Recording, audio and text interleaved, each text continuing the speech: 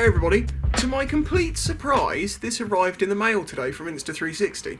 You may have seen I did a review on the Insta360 One X 360 camera. It's the camera I use as my second camera when I'm doing my vlogs now.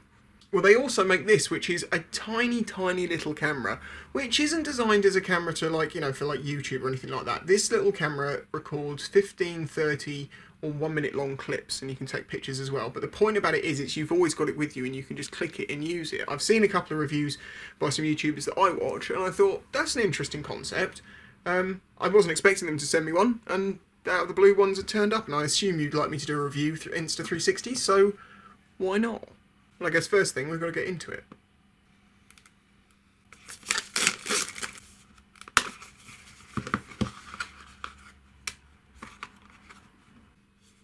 Okay, so on the box lid we've got some information about how you use it. That I'll have to work out as I go. The actual camera and charger is this tiny little thing, which looks an awful lot like some AirPods. What else is in here? Insta360 GO water resistance, what to know. GO is IPX4 water resistant and can be submerged for up to 10 seconds. GO's water resistance is achieved through a special coating on the circuit board, not on the exterior. You may see water enter GO during use, but this won't affect the normal function. The included charge case is not water resistant, please keep away from water, blah blah. So, and some more stickers. Oh god, this. How did you fit all that in there? That's quite impressive. And it's silica gel packet. That's impressive packaging. Okay, that one, I'm guessing, because the camera itself has got a magnet on it, so you have these magnetic attachments. That is a self-adhesive magnetic mount. That is a self-adhesive mount with a tripod screw. This is the clip mount, so you can... That's got a rubber bit as well. See, it's like a clip. Oh, the piece of rubber's there if you need to change the angle a bit. But yeah, it's just got a plastic clip. And then you have like a neck strap, like a medallion I suppose you'd say, and then it sits on there because this has obviously got metal in it or magnets, so it sticks. The magnet pendant should be worn under your shirt with the grey side on your chest. The pendant must not be used if you have a pacemaker. Okay, so there's obviously magnets in it. It's the cutest little USB ever. Well, it's a USB, micro USB to USB-C, I think. That's what my phone takes. I know it takes that. Oh, okay, I get it. So you've got the self-adhesive little mount, and then this screws onto here, or any tripod screw, because that's a standard size fitting. Like that. And then you put the camera in there. Oh, and it makes it a stand, and you can also pivot it, and angle it, and spin it, and do things like that. Fair enough. That's a transfer cable because you've got a much larger charging cable here. Oh, there we go. This is the camera itself. This is a little charging dock. You know, just like with the AirPods, you've got there's a battery in here, and you can keep this on here and it will charge it. God, this thing is tiny. Absolutely tiny. So yeah, that should stick. Yeah, that just sticks on there. That's reasonably well adhered. I don't think that's going to go anywhere because it doesn't weigh anything. So you'd have to bang it for it to come off. I say this is not designed to replace, like, you know, a full-on action camera or something. This is... It's obviously got auto detect for rotation, so you can have that on your head. And then that goes in there, like that, if you want it in that one. What do these ports do on the back? Why do you want to have access to them? Oh no, it just so happens to be there, but the reason the hole's there is so you can actually get it out. Okay, I get it. Those is what matches up with the charger. There you go. Little lights come on. There you go, there's the port, so you can plug that into there and plug that into your phone if you don't have an iPhone with a lightning jack. Okay, well, from past me to future me. Okay, so I've been using the Insta360 GO for about a week now. I've been trying out in as many different scenarios as I can, as weather will allow, trying to find out where is its strengths, where's its weaknesses. It's a fantastic little small form factor of a camera, and it is very powerful at some things, but what's its intention? To me, this is not designed for YouTube or something like that, because the maximum output from this camera in 16:9 is 1080p 25 frames a second. And that's fine, because it's not what it's intended to do. This is not an action camera replacement. To me, this is a social media tool. This is giving you the ability to grab little pieces of video, do clever little things very quickly and easily, and it be exported in a perfectly good quality for smaller devices, you know, like phones. You don't need 4K for a phone. You're never going to notice the difference. 1080p 25 frames a second is going to be absolutely fine. Okay, so as you saw in the unboxing part of the video, these are the accessories that come with it, the mounting option. This one, which is the pendant one, I haven't really tried this out. The idea of this is you wear it under your t-shirt and it gives you the ability to just stick the camera onto your t-shirt and have it on your front so you can film what's going on in front of you. It's very wide angle, so it's just going to grab everything in front of you, and then you can choose which ratio you want the video or picture to be in. But for my uses, I found these ones to be the most useful. This one is the self-adhesive pad, and what I didn't realise is these are reusable. The idea is that you peel off this piece of foil and you keep it, and it is incredibly sticky glue, which doesn't leave a residue, and you can stick it on pretty much anything, and then when this starts to lose its stickiness, you can wash it and it will regain some of it. I don't know how many times that's going to work for, like eventually when is it going to lose its stick, but if you're not moving it around a lot and you're not overly using it, it will last a while, I would have thought. It is incredibly sticky, that is something I will say. I used this to take this piece of footage where I basically just stuck this onto the buckle on the front of my backpack and then just placed the camera on it and rode along. I wasn't sure if the magnet was going to hold it because, as we've mentioned before, this is magnetic and it sticks to things. This is designed to hold on to it. It's got a good amount of hold. Like, it can actually move around quite a lot before it comes off. And riding along, because the camera weighs basically nothing, it doesn't really move. I mean, let me try banging it. Okay, so if you gave it a good bang, it will fly off. So this is intended as a sort of low impact type mount, which is why the other ones have got cups on them, I'm sure. But this is very handy to be able to just plop, pop it on. The strap one, head strap, bag strap, this is very handy. The rubber thing which is used to give you an extra boost on the angle, that kind of falls off too easily. It would be better if that was more rigidly attached.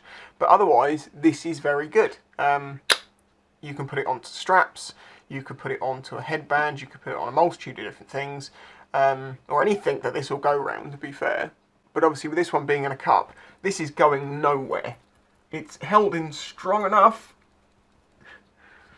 And this one, which is the little stand, again, this is a reusable plastic adhesive. I actually stuck this on the front of the bike to do this shot, and I was just spinning the housing around, moving it where I wanted. When it came to trying to take this off the bike, I actually had to get a lollipop stick and wedge it under the edge just to start to get this to peel off, and then pull it, and it eventually came off. The grip from this sticky stuff is really, really good. Now, when this camera shoots video or photos, it basically shoots them in a square, and then you can choose whether you want that video to come out or the photo to come out as a 1x1, so a square, or a 16:9, or a 9:16, so portrait, landscape, or square. So as I say, when you're filming, orientation doesn't actually really matter. It's a bit difficult to sort of talk about battery life because you don't use it a lot. You just grab shots here and there. And it seems to have plenty of battery to do that. That's, as I say, it's not a camera for recording a long amount of time. Unless it's a time-lapse or a hyperlapse, which is something I should talk about in a moment. The activation button on this camera is on the back here, and depending on what mount it's in, you can actually activate it by basically just, if it's on there, you just press the front of it, as you can see, it comes on, and it's going to start recording a video automatically, and it will record for however long you've set it in the app to record for, and then it will switch itself off. There's different ways to using it though. This thing helps immensely, this little chart. So when the power is off, if you just press the button, which is known as like the go button, it will do whatever it's requested on doing for that button. You can adapt this, but basically if it's off and you press the button, you'll get a 30-second video and then it will turn itself off. If you turn it on, so you keep pressing the button, you press and hold it, and it will give you 2 vibrations, then it's in its on state, and then if you give it a single press, it will give you a photo. If you do a double press, it will give you a hyperlapse, and if you do a triple press, it will give you a slow-mo. For me, the photos from this are actually okay. but they need a lot of light. The other issue is you naturally want to hold it like this, and if you do that, your finger is going to be in the picture. So you have to kind of hold it from the sides and press it like that, making sure your fingers are all behind, because it's very wide angle. For me, the thing this is incredible at, and the thing that I want to use it for, is just getting little videos of stuff, like when I'm working on things. Like I was doing some boat work the other day, and I thought, you know, let's try this out.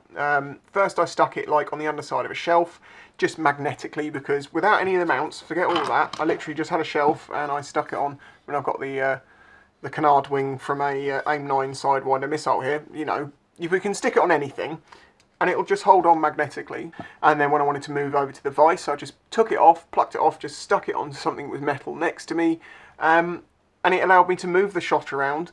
The app automatically kind of edited a transition where it started turning before it got moved, so it was much smoother. And it gives me the ability to, if I'm just working on something, I'm like, you know, I want to show people what I'm currently working on. I'm a metal artist as well, so I work on clocks and stuff. I can record like a video, or I can even do a hyperlapse over more time. And then, yeah, I say upload that, and it turns into a video like this that's pretty cool. It was very dark in this room. Again, this thing needs light. I think there isn't a lot more to say, to be honest with you. It's quite simple, the things that it does, and the few of them it does absolutely fantastically, and it's very clever, and it can do things that other cameras can't because it's so small. And the other thing is, as they say, the best camera there is the one that you have with you. Now, action cameras themselves, they're not that big, but you can't really just shove one in your pocket and keep it in your pocket as you go around. This thing, you absolutely, totally can do that, and I am doing that. I've got it with me, and if I see anything, or I want to record something, or there's something funny going on, I could go to my phone, yes, but if I don't want to hold it, or I want to do something different, or do a time-lapse or something, this is very, very, very handy. Okay, actually, let me run through the settings on the app first, and then I'll explain, like, the little workflow. Okay, so videos. Standard video, which is just your normal video, which remember is going to record square, but you can export it as 1080p 25 frames a second in a 16:9 or 9:16 ratio. Length options for that are, as I say, 15 seconds, 30 seconds, or a minute. So this isn't something you can record for a long time with. It's got an 8GB internal memory. You can download stuff onto your phone, so it's off of the camera itself, so when you're out and about, it's not a problem. It's only got 8GB, and actually 8GB's quite a bit of space for it. Okay, so then we've got interval video, which basically is going to take a short bit of video every minute, 2 minutes, 3 minutes, 4 minutes, 5 minutes, 10 minutes, 30 minutes, hour, 12 hours, every 24 hours. So you could have this as you want to take a picture every single day for a while. It will basically just come on, take its video, and then turn itself off. And then the next day it'll come on, take the video, and turn itself off. And it won't be using a lot of battery doing that, so it should last quite a while. I haven't tested that. That might be quite interesting to do. Anyway, moving on. So that's into it. And then you've got slow-mo. I haven't really played with it much, so I'm not going to really say too much. So then you've got photo mode, which you've got standard photos. You've got a self-timer if you want it. There is nothing more to it than that. There's no options on this other than self-timer, which you can choose how long you want. And then time-lapse. You've got options here. You've got either hyperlapse or static time-lapse. The hyperlapse is the one that I use when I'm filming over the desk, because it's keeping all the movement, and I used it to film the sea. But you can use, if you're not moving the camera around, the static time-lapse, which will take a 6-second video every time that it's told to. So you want intervals of 2 minutes, it's going to take a 6-second video every 2 minutes for however long it's left to run. Again, I haven't played with the static time-lapse much. It's the hyperlapse and the video itself that I think is its real strong point, particularly this hyperlapse thing. If you are you're a maker, or you work on something that takes a long time and you draw pictures or something like that, being able to just stick this above where you're working and just turn it on to start doing a hyperlapse, and it can record up to 30 minutes and compress that down into a shorter video, and then you can edit that in the phone or on the software on the computer to get what you want. But obviously if you do it on the phone, you can automatically upload that to social media. And as I say, during that time you can move the camera, move it from over here, over there, like I was. It's really versatile what this thing can do. It's very dynamic. It's very cool that it is so small. I would have been quite happy if it was double this size. It might actually be handy if it was double this size, because then it wouldn't be so small, but then I do have giant hands. Okay, so we've taken our hyperlapse. Then what do we do? Well, you stick it back in its case, so it's all protected, and that's going to charge up the battery. Then you take, well, if you've got an iPhone or something with a lightning jack, you can just plug that straight into the bottom of your phone. But if you don't, like me, you're on Android, plug that in there, and then you plug that phone, like so. So I'm not showing my screen because it's got some location information showing. And it'll automatically open the Insta360 GO app.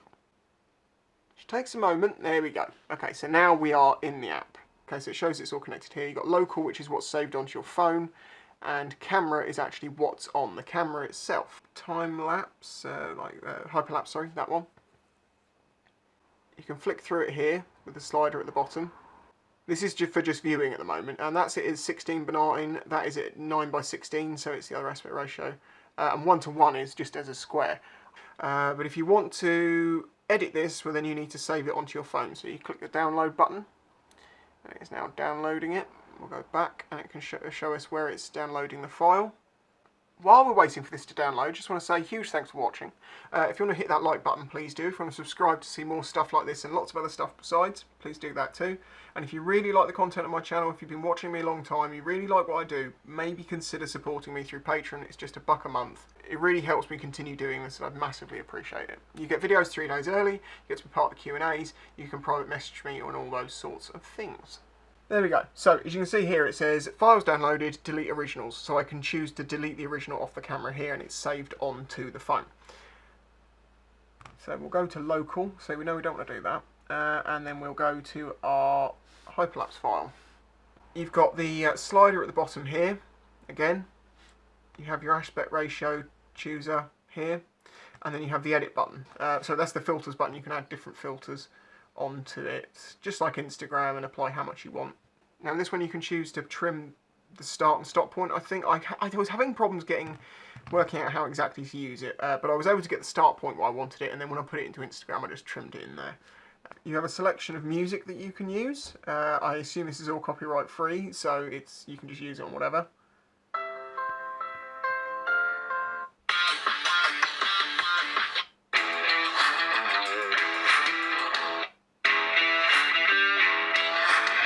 You know, you can choose to have that over the top, and you can choose what level you want that to be. I should say the in-camera audio from this is not fantastic, but it's okay, it's usable. If you're on a bike or something, you are going to get wind noise. There's nothing you can do about that. And in hyperlapse function, sound's not really an issue. So you go through, make all those changes very simply, and then you export it out and you can put it onto social media. I didn't want to give every single spec and every single figure in this video, but as a little camera that allows you to take little videos, time lapses, hyperlapses, cool things like that, put them onto social media to show what you're doing, it's incredible, and it's tiny. But over the Black Friday period, they've Insta360 have got a sale going on, and you can save up to like 40%, so it could be quite a lot less. I don't know what's getting what discount, but yeah, go and check out their website. You can see these will have come down in price. If I have left anything out in this video, please just leave a comment below. I'll answer it for you the best I can. I just wanted to make this as short as possible, although it's probably too long still. I wanted to get enough information there without over bombarding you with info. As I say, its major strengths to me is its portability, the hyperlapses, the time lapses, the video. I don't think the pictures so much because they're not amazing, and well, if you've got this with you, you're going to have your phone with you. I don't think that's going to really, you know, factor into it too much, but for the hyperlapses and stuff like that, this is absolutely fantastic. So there you go, huge thanks for watching, and I'll catch you next time. If you enjoyed this video and the other content on the channel, please consider following the links in the description to show your support.